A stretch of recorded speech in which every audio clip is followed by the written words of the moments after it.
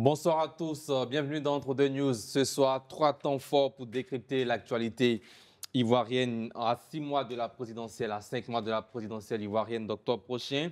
D'abord, dans la première partie, focus sur l'alliance PDCI Cap Côte d'Ivoire après le retrait de Tidjane Thiam à la tête du parti, le principal parti d'opposition, le PDC-RDA. L'opposition est-elle en train de se redessiner? Les grandes manœuvres ont-elles commencé en coulisses? Nous répondrons à ces questions ce soir avec nos consultants en plateau. Arsène Anoma, analyste politique. Bonsoir Arsène Anoma. Bonsoir, M. Sidi. Et Guillaume Bateau, bonsoir. Bonsoir. Journaliste DG du quotidien Liberté. Bonsoir Gaël Lakpa, analyste sociopolitique. Bonsoir. Bonsoir à vous, plus cher Balé. Bonsoir. Consultante. Bienvenue à tous. Et puis dans la deuxième partie de cette émission, nous parlerons bien sûr de l'appel lancé par Abel Djoré à 5 mois du scrutin présidentiel. Ce message suffit-il pour rassurer bien sûr une opinion encore divisée? Et puis dans la troisième et dernière partie de notre émission, nous poserons une question de fond. La Côte d'Ivoire peut-elle aller aux urnes en 2025 sans un dialogue préalable? Voici les 3 sujets de cette émission. Tout de suite, place à la première partie pour 20 minutes de débat avec nos consultants. Tidjane Thiam a annoncé son retrait à la tête de la présidence du PDC-RDA. Quelle lecture vous faites après ce retrait? Bon, moi je pense selon moi que c'était inéluctable au vu déjà des contestations internes liées à sa présidence, portées entre autres par l'une de ses militantes, Mme Valérie Yapo, qui l'a assignée en justice pour demander à ce que son élection à la présidence soit déclarée nulle de fait par la justice. Donc pour moi, j'estime que prendre aujourd'hui la décision de démissionner de la présidence du PDCI, c'est quelque chose qui s'est opposé à lui. Il n'avait pas le choix. Soit il démissionnait maintenant ou il attendait que la justice le démissionne. Donc il a préféré démissionner maintenant. Mais je me dis que comme nous sommes en politique, c'est lié certainement à une stratégie politique et nous attendons de voir les autres évolutions liées à cette démission-là pour nous prononcer beaucoup. Bien, Guillaume Bateau, est-ce que vous voyez à travers cette démission une stratégie politique, comme disent les militants du PDC-RDA? Oui, c'est clair. Déjà, avant même qu'on ne vienne sur le plateau, on a appris que le bureau politique du PDC-RDA a décidé d'organiser un congrès électif après-demain, le 14 mai, et qu'à ce congrès, déjà, M. Tidjane Thiam s'est présenté comme candidat. Ça, c'est tellement un candidat unique, vu les délais qui sont très courts. Je ne sais pas comment techniquement ça va s'organiser, mais on voit bien que cette décision, cette fausse démission, avait pour objectif unique d'éviter la décision attendue du jeudi 15 mai au niveau de la justice. Seulement, ce que je ne comprends pas, c'est cette volonté du PDC-RDA d'organiser un autre congrès juste la veille de la décision de la justice. Est-ce que ça ne va pas rajouter à l'imbroglio auquel nous assistons? C'est leur choix, mais je pense que cette démission est en fait une mise en scène pour essayer, pour le président du PDC, d'essayer de reprendre la main. Est-ce qu'il va le faire de la meilleure façon en allant à un congrès dans 2 jours? On verra ce que ça va donner. Dans tous les cas, je pense que la situation actuelle ne fait que fragiliser le PDCI et son président. De mon point de vue, il aurait été plus politiquement correct de prendre acte de ce que tout ce qui a été fait avant sa rénonciation à la nationalité française l'a été peut-être dans la précipitation, sans avoir apprécié tout l'environnement, d'en tirer les conséquences, de se mettre de côté, permettre au PDC-RDA de choisir notre candidat pour l'élection présidentielle. Peut-être que lui-même pourrait adouber et puis préparer un retour en 2030. Mais on voit que ce n'est pas le choix, en tout cas pour le moment, pas le choix du PDC-RDA qui donne le sentiment de pouvoir jouer à mano avec la justice. On verra comment ça va se terminer, mais je ne suis pas sûr que ça se termine à l'avantage du PDC-RDA. Bien, Pichot Balé, comment vous interprétez ce retrait de Tidjane Thiam? Oui, moi je pense que ça témoigne d'un génie politique parce que pour nous autres qui n'avons pas confiance en la justice ivoirienne, il y avait beaucoup de risques par rapport à la décision qu'on attend. Le premier risque étant de mettre le PDCI sous administration. Administration de qui? Ça encore, c'est autre chose. Est-ce qu'il n'y aurait pas eu autre chose que de mettre le PDCI sous administration? Donc, je pense que cette décision-là est très bonne parce que ça permet on va dire, de casser un peu le rythme de la pression qui est mise sur le PDCI. Ça permet au président du PDCI de montrer que pour lui, le parti est plus important que sa personne, puisque être président du parti n'est pas le plus important pour lui aujourd'hui. Le plus important pour lui, c'est d'être candidat. Donc moi, je pense que c'est une très bonne décision. C'est une très bonne décision. Gaël Lacroix. Bien, merci Sidi. Je voudrais, avant mon analyse, saluer tous nos téléspectateurs, tous ceux qui nous suivent sur les réseaux sociaux, en particulier mademoiselle Christelza, et puis la promotion Lettres Modernes 2008-2009 de l'Université de Bouaké, Lettres Modernes. Je reviens au sujet pour dire que j'ai fait mon analyse très rapidement en 3 minutes, mais en 4 points. Le premier point sera sur l'acte de responsabilité du président Thiam. Effectivement, Puchéry l'a déjà dit. Aujourd'hui, la décision qui va tomber le 15 prochain, c'est vraiment cette décision-là est comme une épée de Damoclès sur le PDCI. On voit le danger venir à l'horizon. En tant que président responsable, Thiam, stratégiquement, trouve la façon de s'en sortir, de se sauver, de sauver son parti.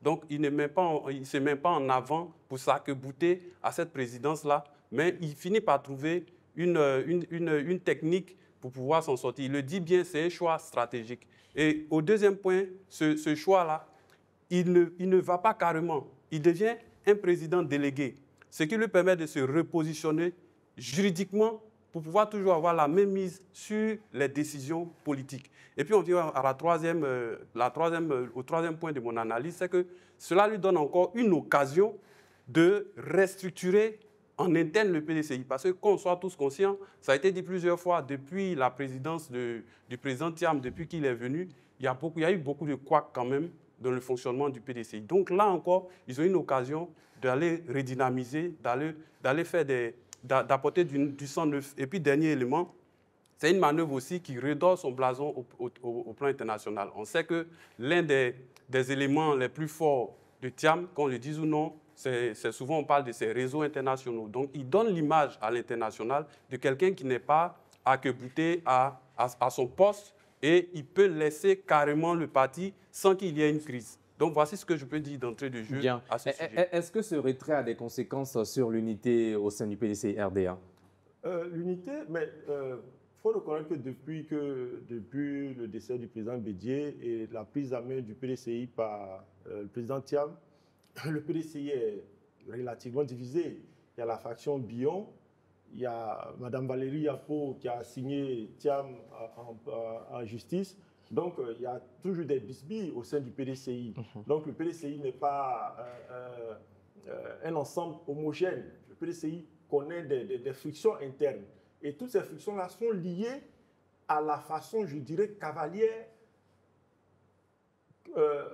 qu'a usé Thiam pour prendre la tête du PDCI. Parce que ceux qui contestent aujourd'hui la prise en main du PDCI par Thiam, le contexte sur le fait que Thiam a été élu à la tête du PDCI de façon illégale, par des manœuvres qui ne sont pas démocratiques, en ne respectant pas les textes et en lui-même ne remplissant pas les conditions pour être président du parti. Il a été quasiment imposé par un groupe de personnes contre d'autres militants. Donc le parti est en lui-même divisé depuis que Thiam a pris la tête du parti. Bien. Et puis, quel sens vous donnez au congrès électif prévu le 14 mai, la veille du procès qui l'oppose à Valérie Yapo? Bon, nous sommes en politique, donc il ne faut pas se leurrer, c'est une stratégie politique. Mais ce que je ne comprends pas, c'est le fait qu'on mette le congrès la veille de la décision de justice. Comme l'a dit mon frère Guillaume, il aurait été pour moi, il aurait été plus de laisser la décision de justice tomber et en fonction de la décision de justice, tirer les leçons et puis prendre une décision. Mais on décide de faire le congrès électif avant la décision de justice. Alors que la décision de justice, si elle suit tout ce qui est reproché à Thiam depuis lors, considérant que la justice le déclare illégalement élu à la tête du PDCI, bon, je ne comprends pas le fait qu'on décide de faire le congrès électif la veille de la décision de justice. Mais étant en politique, certainement ils ont dû réfléchir, ils trouvent que c'est certainement la meilleure date. Donc nous verrons si au loisir du prochain congrès où il est candidat, et je pense qu'il sera probablement le candidat unique, il sera réuni certainement à la tête du PDCI. Nous attendons la décision de justice pour le lendemain et nous verrons à la suite de cette décision de justice-là les implications que cette décision de justice-là aura sur la gestion du PDCI et la réaction des dirigeants du PDCI face à cette décision de justice. Bien, Guillaume Bato tient bien parti pour être encore le candidat unique du Parti démocratique. Je crois que c'est son style maintenant. On voit que c'est quelqu'un qui n'aime pas compétir véritablement, qui se donne tous les moyens pour être seul, parce que c'est comme ça que la décision d'organiser la convention a été prise, j'allais dire un peu précipitamment, alors qu'il y avait des démêlés avec la justice déjà. On prend encore une décision en 48 heures, convoquer un congrès, ça contredit ce que disait Gaël. On voit bien qu'il est accroché au poste de président. Parce que s'il n'y est pas si accroché que tu le dis, pourquoi convoquer un congrès en 48 heures? C'est parce que, bien entendu, M. Tidiane Thiam n'a pas envie de laisser échapper. Mais ce congrès a été convoqué par le bureau politique et non Tidiane Thiam. Tidiane Thiam fait une déclaration la nuit, aux environs de minuit. Le président Douane Koumomo Bio prend la parole et lui-même il renomme M. Tidiane Thiam président délégué et il convoque dans la foulée un bureau politique et ce bureau politique, 6 heures de temps après, convoque un congrès auquel M. Thiam est candidat pratiquement unique. Bon, quand vous dites que c'est le bureau politique, on n'est pas dupe. On n'est pas dupe. On sait que M. Tidiane Thiam est à la manœuvre dans toute cette opération. En tout état de cause, moi je pense que vous avez posé la question à mon voisin de droite, à voir est-ce que cela divise? Oui, parce que ceux qui assistent à ce mano à mano entre M. Tidiane Thiam et ses partisans, je suis sûr qu'au PDCI, tout le monde n'est pas d'accord sur cette façon de faire. Je pense que M. Tidiane Thiam aurait été grandi si effectivement il laissait l'occasion d'un congrès électif ouvert. Mais c'est peut-être l'occasion avec le congrès du 14 mai. On verra. Je ne sais pas, comme je ne connais pas les textes du parti en ces circonstances. En 48 heures, comment est-ce que les candidatures vont s'organiser? Est-ce que les adversaires affichés de M. Tidiane Thiam, comme M. Billon, qui ont affiché l'intention d'être candidat, Mme Valérie Yabo, par exemple, ou d'autres cadres comme M. Thierry Tano, ou qu'on soupçonnait de vouloir être candidat, ou même M. Guy Kabuye, qui par la suite est venu, c'est vrai, conseiller spécial de M. Thiam, est-ce que ces cadres-là auront la possibilité, conformément au texte, de rentrer en ligne de compte pour ce congrès électif prévu en 48 heures? Le temps me semble très court, parce que je me dis, pour être candidat à un congrès, il faut se préparer. Et à la place de M. Billon ou de M. Guy Kabuye ou de Mme Yapo, je n'irai pas à un congrès en 48 heures que je n'ai pas préparé. Donc, tout est fait justement pour empêcher que les adversaires internes de M. Tidiane Thiam puissent compétir avec lui. C'est pour ça que je dis à l'entame de notre intervention, on voit que M. Tidiane Thiam est coutumier du fait, il aime les compétitions solitaires.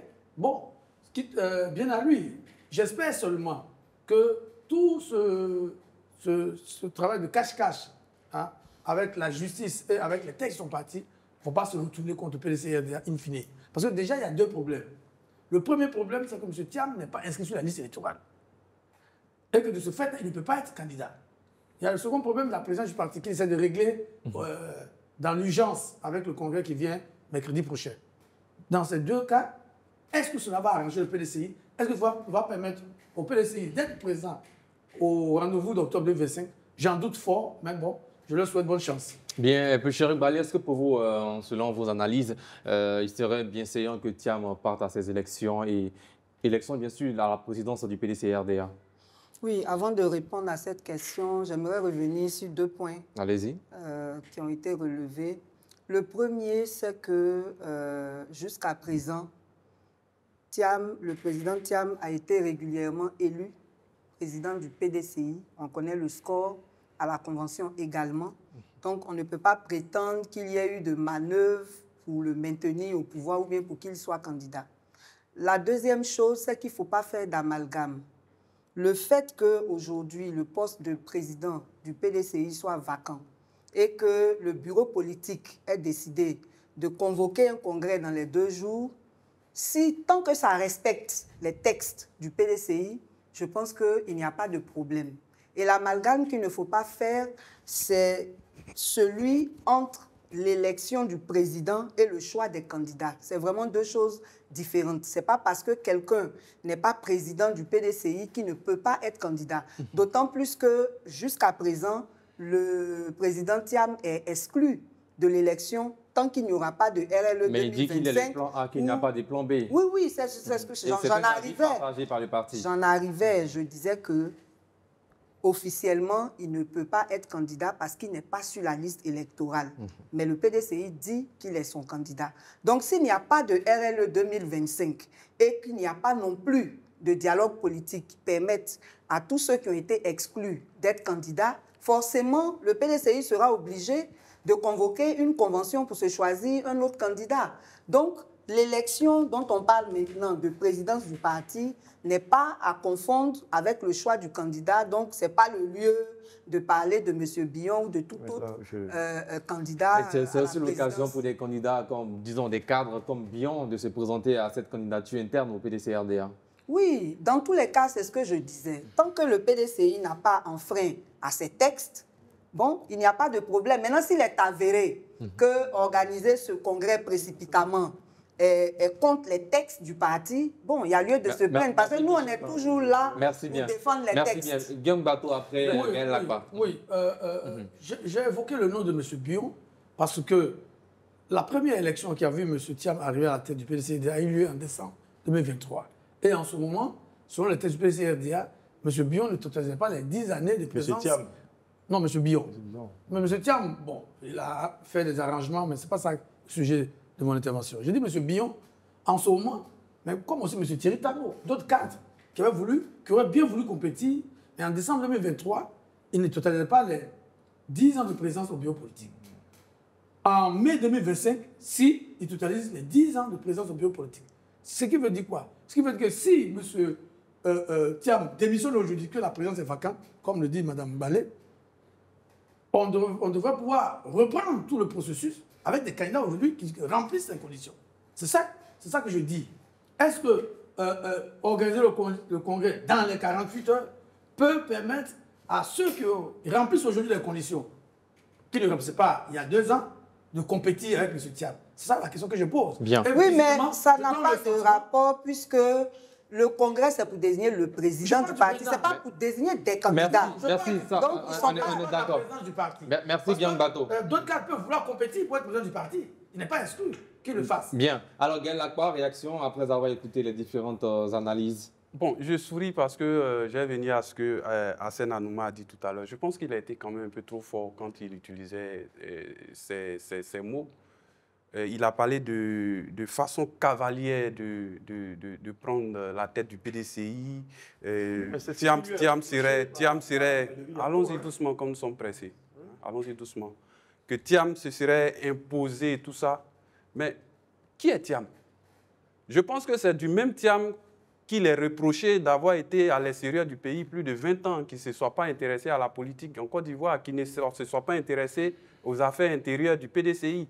Mais si tel est que ce fait-là est déjà décrié, quelqu'un qui n'était pas sur le terrain, quelqu'un qui n'est pas là, quelqu'un qui ne connaît pas le pays, qui ne connaît pas les rouages, et puis ce même personnage-là, c'est lui qui réussit à imposer son dictat, c'est lui qui réussit à faire les choses de façon cavalière, mais alors c'est un magicien. Moi, je pense que je l'admire dans ce sens-là. Quand Guillaume m'interpelle pour dire qu'il n'est pas dans ce qu'il est en train de faire, il n'y a rien de comment on appelle, ça ne montre pas qu'il n'est pas accroché à la présidence. Mais moi, je suis désolé, parce que tant que ce qu'il fait respecte les textes, il n'y a pas de problème. Vous avez parlé de 48 heures. Mais n'oublions pas que là, nous sommes dans une situation extraordinaire. Et quand je parlais tout à l'heure, j'ai dit que, mais soyons d'accord sur cette table qu'on attendait tous le 15. Et le PDCI, on va dire, les gens savent presque ce qui va tomber comme décision. D'autant plus que la semaine dernière, les débats ont eu lieu. Et cette fois-ci, c'est pour délibérer. Ils savent. Mais s'ils réussissent à trouver une solution comme celle-là, moi, je pense que, moi, personnellement, je la salue. Mais Guillaume ne va pas nous ramener dans cette situation-là. Donc, eux, ils font ce... Voyez-vous à travers un fin stratège politique? Non, bien sûr. C'est pas un fin stratège politique. Mais, Guillaume, la question m'est adressée. Guillaume, la question m'est adressée. Bien, c'est pas un stratège pour vous? Ça vous termine? C'est un magicien. Bien. Richard Mbalé? Oui, moi, je pense que c'est du génie politique. Bien, du génie politique. Moi, je ne pense pas que ce soit du génie politique. politique, hein, il faut des choses. Tu forces quoi? Mon frère, Tu forces qui à quoi? Est-ce que vous partagez cet avis des militants du PDCI qui disent que le petit-fils d'Oufoué-Boigny a dribblé tout le monde? Avant que la décision ne tombe. Au contraire, s'il avait dribblé tout le monde, aujourd'hui ne serait pas plus dans cet embrouille judiciaire qui l'amène à chercher à trouver l'échappatoire. Ce qu'il disait tout à l'heure, Thiam était à l'extérieur du pays, il ne connaît pas le parti. Mais puis il Merci. Non, on termine avec John Badou rapidement. Non, c'est terminé. 10 secondes. Thiam n'est pas un génie. Thiam tente de fuir la justice. Parce que... Il ne fait pas la justice. S'il vous plaît. Bien. Merci. Malheureusement, merci. Malheureusement, nous allons marquer une courte pause. Chers téléspectateurs, ce n'est pas terminé. On marque une courte pause. C'est la réclame publicitaire. On revient juste après pour la suite de cette émission. Voilà, de retour de la pub. Nous sommes rejoints par Abel Dioré. Avec lui, nous parlons de sa tournée effectuée dans la région du Gor. Bonsoir Abel Dioré. Bonsoir. Cadre de la région du Gor. Merci d'avoir honoré notre invitation. Non, c'est moi. Face à vous ce soir, 3 consultants. Quel bilan d'abord vous dressez de votre tournée qui a eu lieu du 5 avril au 5 mai dernier? Merci beaucoup, cher ami. Non, la tournée a eu lieu du 15 avril au 5 mai. 15 avril au 5 mai. Voilà, du 15 avril au 5 mai. Bon, j'ai bien garé la date. Mais quel bilan on dresse de cette tournée? Et non, c'est ça des paix quand on dit que la Côte d'Ivoire est en paix? Un bilan, j'allais dire un bilan positif. Un bilan positif, un bilan attrayant, j'allais dire. Et je ne suis pas allé lancer des messages de paix. Je suis allé lancer des messages d'apaisement pour des élections présidentielles. Parce qu'il n'y a pas Cela prend sa source dans ce que nous avons vécu depuis quelques années. Nous savons que pendant les élections, surtout présidentielles, il y a toujours eu de bruit, beaucoup de bruit, beaucoup de violence. Et pour nous, il était important et nécessaire donc, de prendre ce bâton de pèlerin pour parcourir notre zone dans son entièreté, la région du Gor, où je suis allé donc parcourir donc, toutes les sous-préfectures, les gros campements, les gros villages, pour donc lancer ce message de la non-violence pendant les élections présidentielles, surtout. Merci, honorable. Voilà. Gaël Lapa, question? Après, oui, oui, bonsoir. J'ai envie de dire félicitations pour cette initiative. Merci. En tant qu'ex-député, si je ne me trompe pas, Oui. en tant que cadre du RHDP, Oui.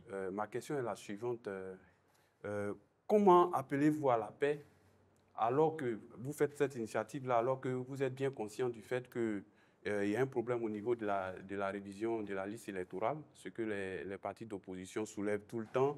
Et puis aussi, il y a plusieurs candidats majeurs en Côte d'Ivoire ici qui sont pour l'instant retirés de la liste électorale. D'accord, merci. Merci, cher ami. Alors, j'ai situé les choses d'emblée quand je suis allé. J'ai situé les choses. Je suis allé, j'ai dit aux parents et aux populations que je venais vers eux en ma qualité d'ambassadeur de paix, en tant que cadre et fils de la région. Je n'y suis pas allé en tant qu'homme politique. Je n'y suis pas allé en tant que cadre du RHDP. J'y suis allé en tant que fils du Gor. Et je pense que le message a été entendu. Donc c'est une tournée citoyenne, une tournée républicaine que j'ai faite. Et pour moi, il était important donc, de m'adresser donc, à toutes les couches indiquées, qui étaient donc les cibles, les présidents des jeunes, les présidentes des femmes, les chefs de canton, les chefs de village, les chefs de communauté, les chefs religieux. Donc, c'était vraiment les leaders d'opinion que nous avons ciblés, et c'est avec eux que nous avons parlé. Et nous les avons mis en mission, en quelque sorte. Et quelle est cette mission qui a été confiée à ces derniers? Nous leur avons demandé d'amplifier notre voix notre voix qui a consisté donc à insister sur le fait qu'il n'y a que la paix qui vaille. Il n'y a que la non-violence qui puisse donc nous amener à nous adresser et à nous intéresser à ce qui est essentiel de développement et le mieux-être de nos parents, de nos populations. Mais Excellence, Mais- s'il vous plaît, Excellence, si oui. vous avez passé le message aux populations, c'est vrai, pour la paix, mais pour qu'on soit en train de passer un message de paix, c'est parce que sûrement on voit des signes avant-coureurs de quelque chose. Et je veux justement avoir votre commentaire sur le fait que certains leaders d'opposition aujourd'hui soient écartés, ce qui nous met presque dans une situation de crise préélectorale. Qu'est-ce que vous avez dit aux populations relativement à ces personnes-là qui ne sont pas sur la liste électorale? D'abord, je leur ai dit que j'étais face à eux en tant que fils du Gor et non en tant qu'homme politique. Mais je leur ai en même temps dit que quand le temps viendrait, que je porterai donc ma casquette d'homme politique, je viendrai leur parler comme homme politique. Sinon, Et vous n'êtes pas là au fond. s'il vous plaît, D'accord, comme vous me donnez l'occasion, d'accord, donc je vais y aller, comme si je me retrouvais devant eux. c'est cela. Alors, je voudrais dire que, pour ce qui est de votre question, qui est pertinente d'ailleurs, je voudrais dire que nous sommes dans un état de droit, qui est régi par les lois. Donc, ceux qui ne sont pas sur la liste électorale, mais ce n'est pas du fait de mon parti. Ce n'est pas du fait de mon parti politique. Ils ont affaire aux lois de la République. Donc, ils règlent leurs problèmes avec les lois de la République. Et quand ils seront en règle vis-à-vis des lois de la République, alors, mais ils iront aux élections. Ils iront aux élections. Mais comme je le dis et je le répète, je ne suis pas allé débattre de problèmes politiques. Je ne suis pas allé débattre de ce qui est sur la liste, qui va être candidat, qui ne va pas l'être. De toutes les façons, les candidatures ne sont pas encore ouvertes. Hein. Donc, je pense qu'on s'est compris. Et quand les dés ont été jetés de la façon dont je décris, alors ça a mis tout le monde à l'aise. Ça a mis tout le monde à l'aise. Mais ce que je voudrais que vous reteniez, c'est que c'est mon vécu pendant les crises passées qui m'a amené à prendre cette initiative. Et beaucoup, sinon j'allais dire la quasi-totalité des populations, se sont retrouvées dans ce que je disais. Alors, le temps me permettra de rentrer dans certains détails, mais pour le moment, je voudrais dire, et pour terminer donc sur votre question, ceux qui ont des problèmes avec les lois de la République règlent leurs problèmes avec les lois de la République. Et ensuite, on verra. Ok. Vous avez dit que vous êtes allé rencontrer les populations en tant qu'ambassadeur de la paix. Est-ce que vous pensez réellement que le problème se situe au niveau des populations? Nous sommes tous Ivoiriens, nous savons que ce sont les questions d'exclusion qui nous ont envoyé des crises et aujourd'hui, on a deux formes d'exclusion. On a l'exclusion de certains candidats, on a l'exclusion même des électeurs puisqu'on nous refuse la RLE 2025 avant l'élection présidentielle. Est-ce que ce n'est pas plutôt les acteurs politiques qu'il faut sensibiliser en tant qu'ambassadeurs de la paix, plus particulièrement le parti au pouvoir qui a tous les leviers pour apaiser, on va dire, le climat politique? Est-ce que c'est au niveau des populations que le problème se situe? Que vous alliez d'abord vers les populations. D'accord, d'accord. Je disais tout à l'heure que mon action que j'ai menée prenait donc sa source dans le vécu des élections passées. Il y a eu beaucoup de choses que les jeunes et certaines populations ont vécues. Il y a eu de violences, il y a eu des traumatismes, il y a eu beaucoup de choses. Et je me suis dit qu'il était important d'aller parler aux jeunes, surtout aux jeunes. Parce que, et ça m'a donné l'occasion de parler aussi des hommes politiques, mais pas avec les hommes politiques dans un premier temps, mais des hommes politiques. mais des hommes politiques qui manipulent la jeunesse à souhait, qui manipulent la jeunesse. Donc pour moi, il était important d'aller mettre le doigt sur le problème, là où il se pose. Les jeunes ont compris. Les jeunes ont compris et je n'ai pas cessé de répéter ce que disait le Premier ministre Ahmed Bakayoko.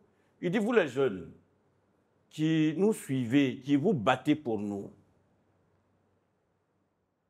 quand nous les hommes politiques, il nous arrive donc d'aller régler nos problèmes, mais on ne vous connaît plus. Mais on vous ignore, on ne vous appelle pas. Et ça m'a marqué, ça m'a servi donc de leitmotiv pour emmener les jeunes à prendre conscience de cette situation. Et ils ont compris, beaucoup ont compris. Maintenant, pour ce qui est de, madame, pour ce qui est de la question que vous posez, est-ce que ce ne sont pas les hommes politiques c'est pas avec les hommes politiques qu'il fallait parler, c'est pas les hommes politiques, c'est pas aux hommes politiques qu'il faut adresser donc des messages de sensibilisation. Mais je suis politique moi aussi. Je suis politique. Et je sais que il y a de très mauvaises foi dans tout ce que nous faisons souvent, nous les hommes politiques.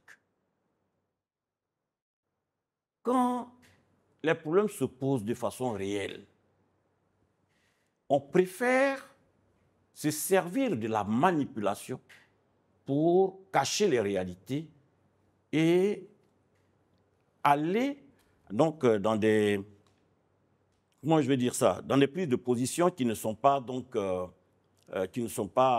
réalistes. Mais en tant qu'ambassadeur de la paix, ce n'est pas cette mauvaise foi-là qu'il faut désamorcer, combattre. J'ai parlé en tant qu'homme politique d'abord.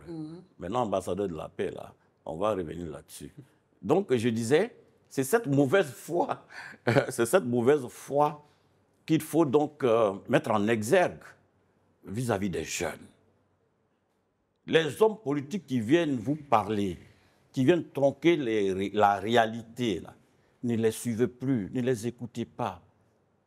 Quand quelqu'un, parce que vous-même, vous parlez d'exclusion, vous avez parlé d'exclusion tout à l'heure. Il y a des hommes politiques et des candidats d'une certaine envergure qui sont exclus, sinon qui seraient exclus des compétitions à venir. Mais ces candidats, sinon ces potentiels candidats, mais savent bien qu'ils ne sont pas en règle vis-à-vis des lois de Côte d'Ivoire. Par exemple, quand tu es condamné par la justice, mais tu ne peux pas être sur la liste électorale. Donc, tu ne peux pas être électeur, encore moins éligible. Et pour vous, c'est de la provocation. Mais quand tu es condamné à tort. Oh, c'est selon, hein? Non, c'est pas selon. Si. Non, c'est selon. Si, c'est selon. Non, on peut y aller, on peut les prendre un par un. Oui, on peut les prendre un par un. Ça, je ne me déroberai pas. Je ne me déroberai pas du tout. On peut les prendre individuellement et on va disséquer individuellement. Et puis, je pense qu'on va s'entendre. Bien, parce que, s'il vous plaît, allez-y, voilà.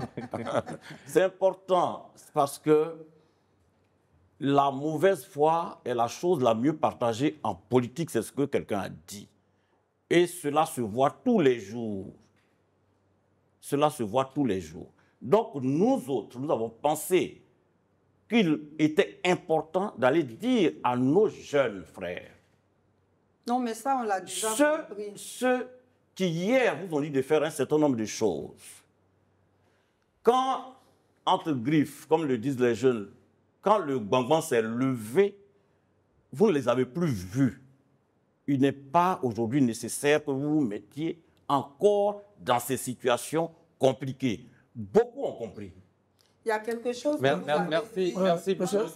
Non, on va permettre à Guillaume Bato. Oui, honorable, vous êtes originaire donc de la région du Go, et vous n'avez pas échappé que donc vous êtes plus précisément vous êtes député de Ouagayo, donc la sous-présidente d'origine du président du PACI, le président Laurent Gbagbo. Et justement, vous avez insisté que vous avez parlé aux jeunes, vous avez dit aussi qu'on va parler aux chefs de communauté, aux chefs religieux. Moi, je suis curieux de savoir que vous ont répondu les chefs de village de Ouagayo et de Mama notamment, si vous avez rencontré. Ça, c'est une bonne question. D'accord. C'était pas un jeu de plaisir. Effectivement, les échanges ont été pimentés par endroits, mais à la fin, on finit toujours par se comprendre. On a fini par se comprendre et on se tapotait par moments avant de se quitter. Nos parents n'ont pas de problème. Nos parents n'ont pas de problème. Le problème, c'est au niveau des hommes politiques. C'est pour ça qu'il faut aller chez les hommes politiques. S'il vous plaît, s'il vous plaît, les hommes politiques, on se comprend. On se comprend, même quand on n'est pas allés les uns vers les autres, mais on se comprend. Il s'agit de parler à ceux qui, malheureusement, sont manipulés et sont des victimes. Nous sommes acteurs. Manipulés donc, on se comprend, mais par les hommes politiques, je dis. Y compris les RHDP, ou parler de l'opposition uniquement? C'est qui manipule la population. Je parle des hommes politiques pour le moment. Tous les hommes politiques. Je parle de tous les hommes politiques. Bien. Oui, je parle de tous les hommes politiques. Mais il n'a pas répondu à la question de... Non, j'en viens. Le piment, là, c'était quoi? J'en viens. J'en viens. Hein? Donc, parler aux hommes politiques, sans qu'on se parle, on se comprend. Parce que, je prends un exemple simple. Quand vous avez parlé des hommes potentiellement candidats qui sont exclus, vous parlez pour dire les noms, vous faites allusion au président Gbagbo, vous faites allusion au président Thiam, vous faites allusion au président Guillaume Soro, vous faites allusion à beaucoup d'autres personnes. Voilà. Donc, à mon jeune frère Charles Blé-Goudé. Mais c'est de tout cela que vous parlez. Mais chacun sait le problème qui le met hors compétition. Chacun le sait, chacun d'eux le sait. Donc, moi, je n'ai rien à leur dire parce qu'ils savent. Mais ils savent, ils font exprès de ne pas savoir pour manipuler les jeunes. Donc, pour moi, il était important de parler aux jeunes, d'attirer l'attention des jeunes. Maintenant, vous... Et c'est ça. Merci, ça, s'il vous plaît. Non, mais je vais répondre à sa question. Il n'a pas encore répondu à ma question. Je vais répondre à sa question. S'il vous plaît, vous allez répondre à la question de Guillaume. Okay. Ensuite, la dernière question, pas plus chérie. On n'a que 3 minutes pour terminer cette partie. D'accord. Merci, allez-y. Oui, donc, vous n'avez pas répondu clairement à... Le piment. Il y a le piment par endroit. À Ouagadougou, précisément. Qu'est-ce qu'on vous a dit? Le piment. À Ouagadougou, par exemple, à Ouagadougou, mais je ne dirais pas à Ouagadougou, mais c'était à Bayota, où le chef de village m'a dit, mais attends, c'est vous qui venez parler de paix aujourd'hui, ici, là? J'ai dit, oui, c'est moi. Il dit, mais vous avez changé. Hein? J'ai dit, ok, mais c'est bien. Seuls les imbéciles ne changent pas. Donc, ça veut dire que je ne suis pas imbécile. Donc, continuez de prier pour que je continue de changer. Et puis, on a rigolé. Donc, c'est pour dire que, effectivement, je suis mieux placé pour parler de la paix. Et je suis mieux placé pour parler de la non-violence parce que je sais les actions que j'ai menées pour sauver les jeunes pendant les différentes crises post-électorales. Je sais. Et les jeunes sont témoins. Et toutes les populations de Ouagadougou, de Bayota, de Gagnoua, enfin, toute la région est témoin. Merci. La dernière question pour cette partie. Dans cette tournée, il a dit aux populations qu'il faut que l'opposition attende 2030 parce que c'est bouclé. Est-ce qu'on entend beaucoup les cadres du RHDP parler de boucler, ça renferme quoi précisément? Non, ce n'est pas pendant la tournée que je l'ai dit. Je n'ai dit à aucune population. Ah, nous on a vu ça. Oui, vous avez lu ça.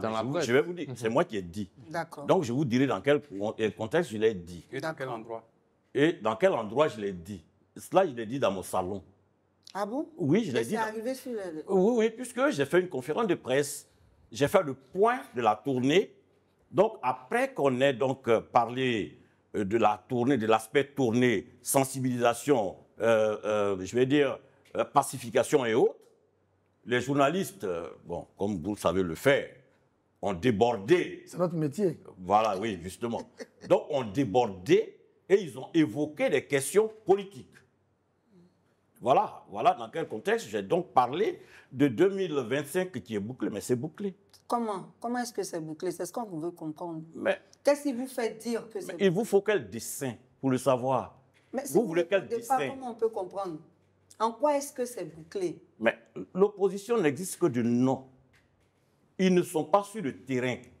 Ah bon? Nous travaillons. Oui, je sais de quoi je parle. Merci. Mais je viens de tourner. Merci. À la fin, Je suis allé à Oumé. Bien, merci. Hein? Merci au Je faisais la Oumé. Non, elle a compris. Elle est Oumé. Opposition, on arrive au troisième sujet de cette émission, présidentielle 2025. Est-ce que la Côte d'Ivoire, en tout cas, est-ce qu'il faut aller aux urnes sans un dialogue politique? Et c'est la première question d'ailleurs que je vais vous poser. Est-ce qu'il y a nécessité de dialogue politique présentement en Côte d'Ivoire?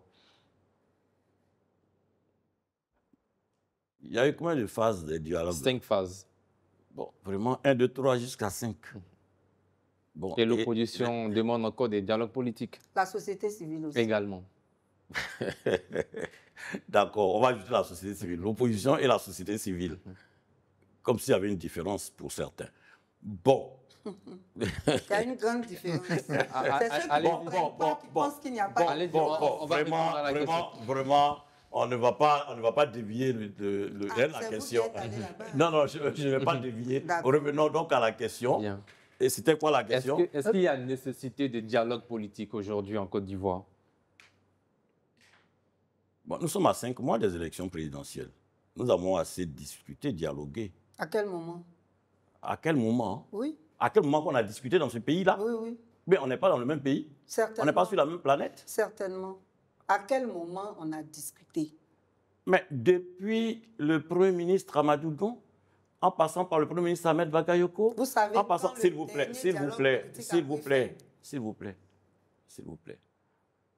Vous avez posé une question, donc laissez-moi répondre. À quel moment, là? C'est ça que je suis en train de dire. D'accord. Donc, depuis le Premier ministre Amadou Gon, en passant par le Premier ministre Ahmed Bakayoko, le Premier ministre Patrick Achi, qui a donc conduit les dernières phases de la phase 5 du dialogue politique. Mais le gouvernement a toujours discuté avec des hommes politiques. Mais moment? Attendez, il y a aussi des dialogues de sourds. Hein. On passerait 1000 ans qu'on discuterait quand il y a des sourds. Je ne sais pas s'il y a une partie qui donc, vous a échappé, on a discuté. Mais l'opposition a demandé à travers Cap Côte d'Ivoire un dialogue. Ils ont écrit au ministère de l'Intérieur, ils ont écrit au Premier ministre.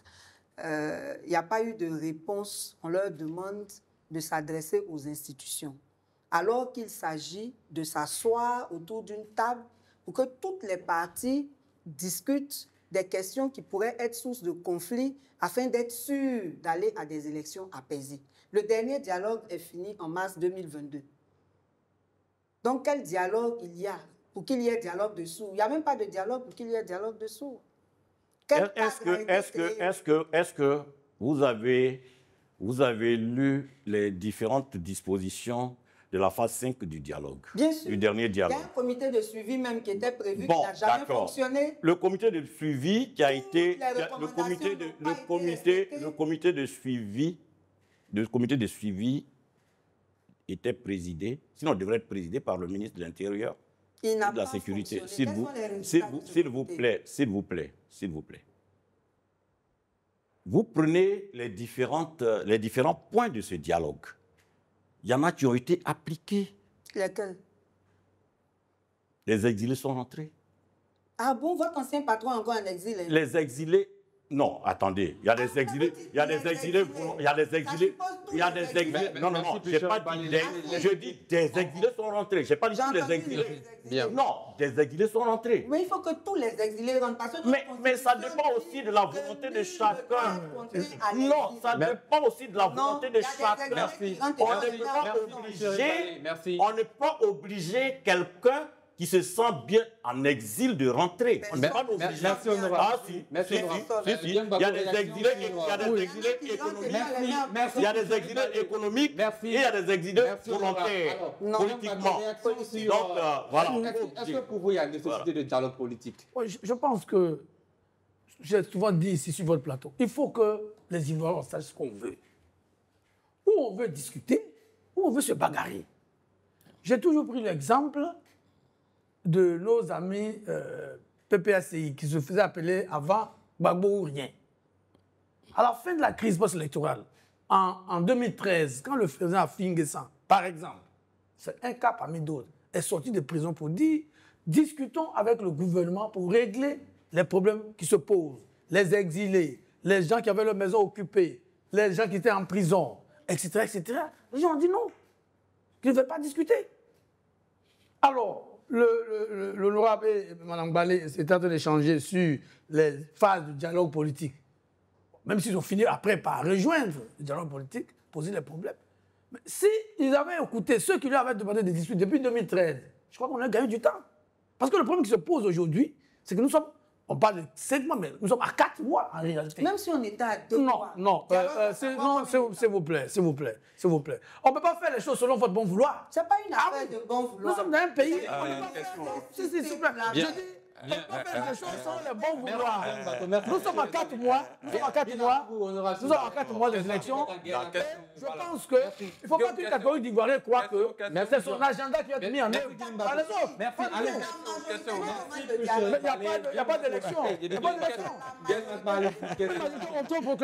Quel est votre instrument de mesure? Vous qui parlez de majorité. Leur forme état d'esprit. On vous a bien La compris. majorité. Toutes les entités demandent. C'est ça qui est votre majorité. Oui, c'est la majorité. Mais vous ne savez pas que le RHDP est majoritaire. Vous avez combien d'élus? Vous avez combien d'élus? Nous tous, on sait comment les élections se passent. Vous êtes à la CEI là. Mais vous êtes à la CEI, vous êtes représentant à la La société civile. Vous êtes à la CEI. La société civile a fait. La société civile est à la CEI. Moi, la société Non, civile s'il vous est à la plaît. CEI. La société civile est la CEI. S'il vous plaît. C'est le fait de la société civile à la CEI. Non, le fait de la société civile à la CEI, c'est le dialogue politique. On va aller rapidement pour la prochaine question avec Gaël Atpa question, s'il vous plaît. Merci, honorable. Je vous en prie. Allez-y. C'est concernant la CEI, on Oui. a appris dernièrement que le PPACI et le PDCI se sont retirés de la CEI. Est-ce que ce n'est pas là une ligne rouge ou bien un signal qui devrait amener le pouvoir à prendre au sérieux cette question de la CEI? Parce que pour l'instant, PPACI pour s'est l'instant, on a retiré. l'impression que le pouvoir banalise la question. Mais l'absence de PPACI et Qui sont des du partis majeurs. PDCI ne met pas la CEI en difficulté. C'est des partis politiques comme tout autre. Non, par rapport à la C'est des partis mission politiques. première de S'il vous plaît. Vous n'avez pas la parole, madame. Vous n'avez pas la parole. Non, vous Non, aurez soyez discipliné quand même. Hein? Merci. Allez-y, honorable. Donc, je disais que c'est des partis politiques comme tout autre. Ils ne sont pas la CEI, mais sont pas majoritaires. la CEI fonctionne. Mais la CEI fonctionne. La CEI n'a pas été créée au hasard. Vous voulez qu'on revienne sur l'historique là? Allez-y, répondez à la question. Non, laissez-moi aller à l'essentiel. Laissez-moi aller à l'essentiel. Oui, bon. Laissez-moi aller à l'essentiel. hein, madame. On a que 5 Laissez-moi aller à l'essentiel. Est-ce que ce n'est Donc, pas là un signal? je dis Oui. que la CEI fonctionne et elle fonctionnera tant que les autres composantes siègent à la CEI. Je peux vous relancer. Je peux vous relancer. Allez-y. Dans la composition de la CEI, Oui. justement, Oui. il est prévu que ces partis-là de l'opposition, y compris les organisations de la société civile, y soient. Oui. Et ce n'est pas comme ça, de façon fortuite, qu'on choisit les partis. Ce sont des partis qui sont représentatifs. Et deux partis comme le PDCI et le PPACI sortent de cette CEI-là. Et on sait bien comment le PPACI même est entré dans cette CEI. Ça a été un truc vraiment spécial. Parce qu'avant, c'était EDS. Parce qu'il y a eu le dialogue Voilà, politique. c'était EDS. Et Il y a eu à la le dialogue faveur du politique. dialogue politique, effectivement. Voilà. Mais Donc, pas- c'est les effets du dialogue On est politique. d'accord que le PPACI, ayant pu profiter de ce dialogue politique à venir, ce n'est pas n'importe quel parti. On ne l'aurait pas fait pour n'importe quel parti. En Côte d'Ivoire, il y a plus de 200 partis politiques enregistrés régulièrement, mais ce n'est pas n'importe quel parti qui est au sein de la CEI. Et quand deux gros morceaux comme ça se retirent, moi, ma question c'est, est-ce que là, ce n'est pas un signal rouge? Est-ce que le pouvoir ne devrait pas prendre au sérieux cette question plutôt que de la banaliser comme vous êtes en train de le faire? Bon,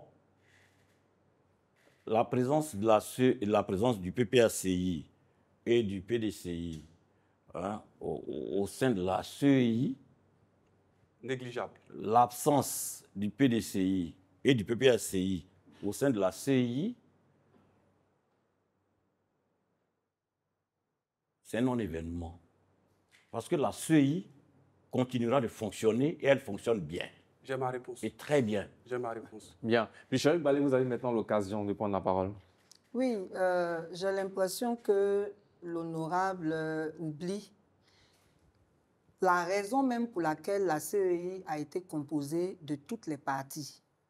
Et si on veut être sérieux, on ne peut pas prétendre que quand deux grandes entités sortent de la CEI, ce n'est pas un problème. D'autant plus que déjà, avant même qu'ils ne sortent, le fonctionnement de la CEI était décrié.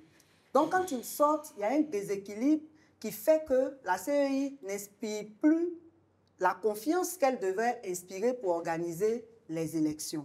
Donc, si on est un pouvoir qui est vraiment soucieux de la paix, il y a lieu d'ouvrir un dialogue sur la question, parce que les gens ne sont pas sortis pour sortir. Ils sont sortis en avançant des raisons liées à des dysfonctionnements au sein de la CEI. Merci, Voilà. plus Chérif Ballé. Donc, Guillaume faut Bateau. pas Oui, bon, faut être responsable. le problème que moi j'ai avec Mme Ballé, c'est que si, parce que le PPA, c'est d'abord, je rappelle que ces gens n'étaient pas à la CEI depuis 2011 et que malgré cela, a eu des élections en Côte d'Ivoire. De 2011 à 2022, avant que le PPACI ne rentre à la CEI. Donc, leur absence ou leur présence ne peut pas empêcher. Deuxièmement, il y a d'autres partis d'opposition qui sont encore à la CEI. Ça, il faut le préciser aussi. Le FPI. Le FPI est encore à la CEI. Voilà. Donc, ça, maintenant, si chaque fois que quelqu'un n'est pas content, on doit organiser un dialogue politique, moi, je me retire de votre plateau et puis je convoque un dialogue politique. Non. Il faut que les Ivoiriens, et je le dis toujours, il faut que nos hommes politiques, nos acteurs politiques apprennent à être conséquents. Nous avons eu des dialogues politiques. Il y a eu jusqu'à 5 phases.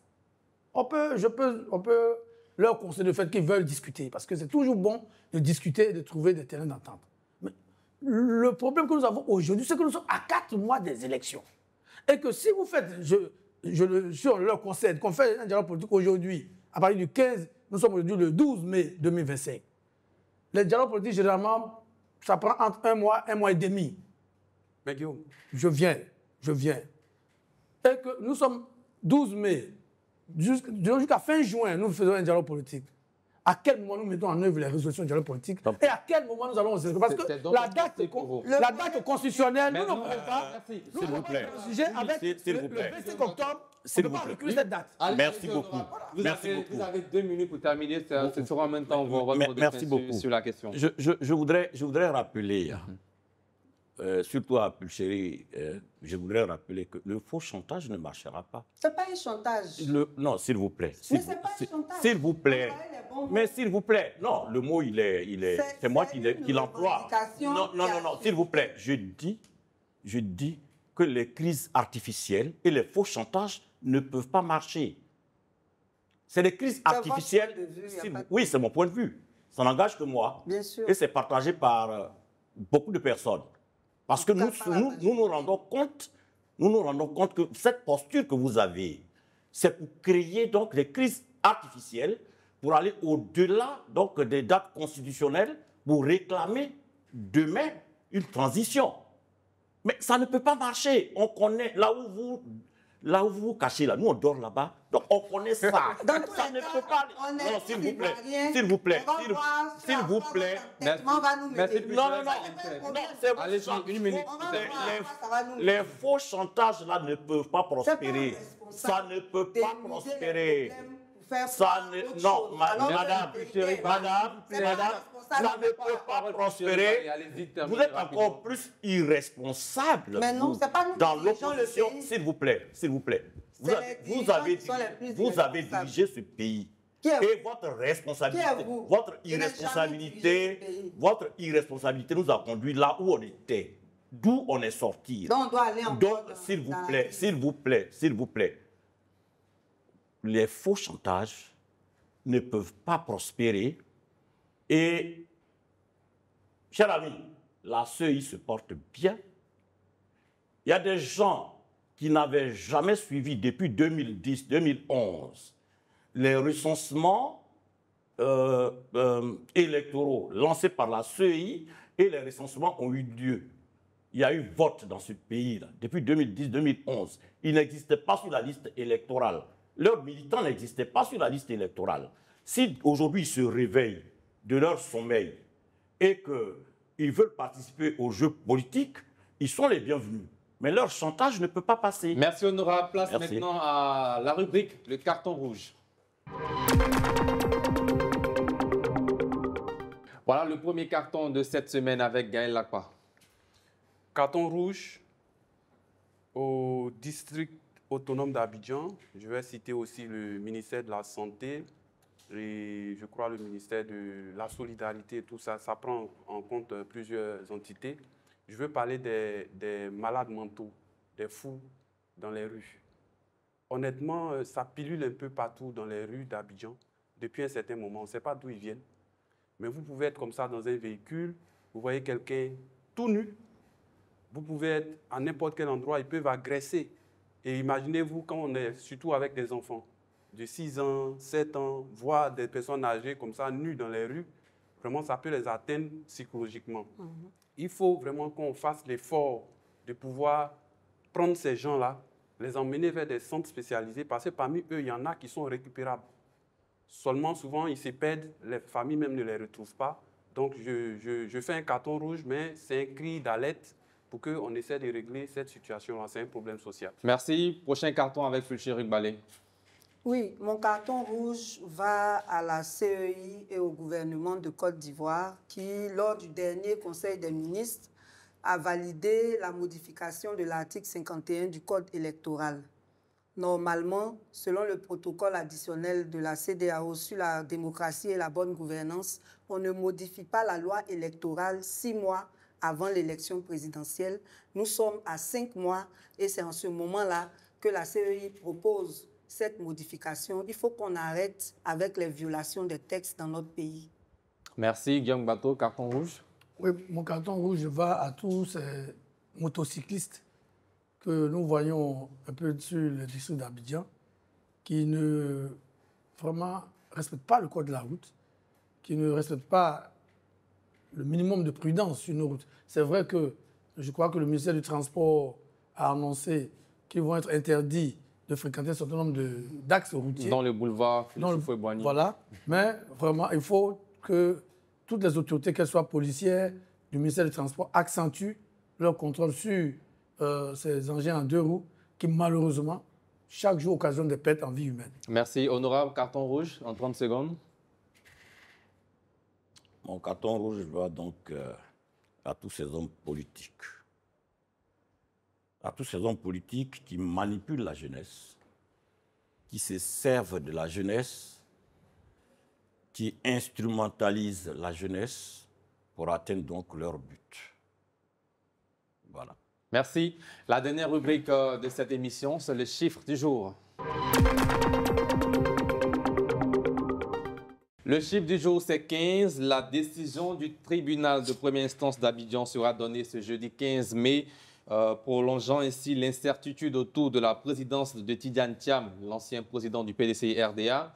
À l'origine, la procédure, Valérie Yabo, ex-déléguée du parti, a coupé, conteste la légalité de l'élection de l'ex-président du PDCI-RDA, Tidjane Thiam, et demande sa suspension, l'annulation de cette décision et la mise sous administration provisoire du parti évoquant de graves irrégularités. Réaction rapidement en 10 secondes avec vous, Gaël Lacroix.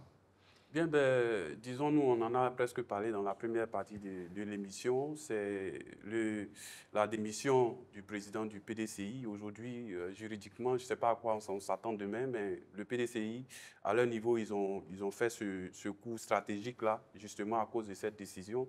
Mais comme on est dans une affaire vraiment juridique, on attend de voir demain cette décision-là, ce qui sera dit, et en fonction, on pourra faire les commentaires. Bien. Pécheric Balé, voyez-vous, disons, un procès sans conséquence sur le PDC-RDA? Bon, on va tous le constater le jeudi. Bien. Avec notre justice ivoirienne, il faut s'attendre à tout. Guillaume Bateau, procès contre Thiam le 15 mai prochain. Qu'est-ce que ça vous dit? Ben, je crois que ce procès, on l'a dit, on en rajoute à l'incertitude autour, comme vous l'avez dit, autour de la présidence du président Thiam. Entre-temps, il y a eu donc cette démission, ce congrès extraordinaire convoqué dans la foulée pour le mercredi 14. Tout ça, on l'appréciera. Mais j'avoue que cela ne semble pas du tout très bon pour le PDC-RDA. Bien. Honorable, votre lecture sur ce procès en 30 secondes? Non, j'attends de voir. Bien. Merci, Honorable, d'avoir répondu à toutes nos questions. Je vous en prie. Merci à tous nos consultants. C'est la fin de cette émission. Merci de l'avoir suivi. Rendez-vous demain, 19h50 pour un autre numéro d'Entre deux News. Que Dieu veille sur la Côte d'Ivoire et sur ses habitants. Portez-vous bien. Bonsoir.